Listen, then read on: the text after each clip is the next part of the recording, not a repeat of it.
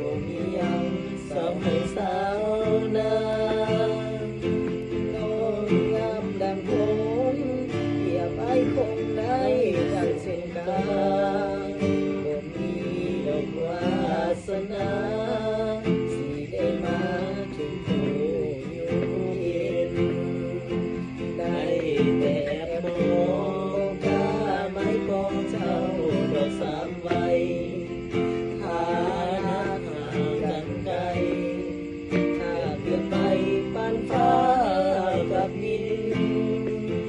น้องสิ้นไหมส่วนสายยอมบ่น้ำกินไก่ปีอาหารอยู่กินส่วนไอายกินแต่ปลาแดงบอมเจ้านอนบนเตียงแต่อายมีเพียงฝากฟ้าไม่ให้เจ้าคนที่มากมายมีคนหักใส่มา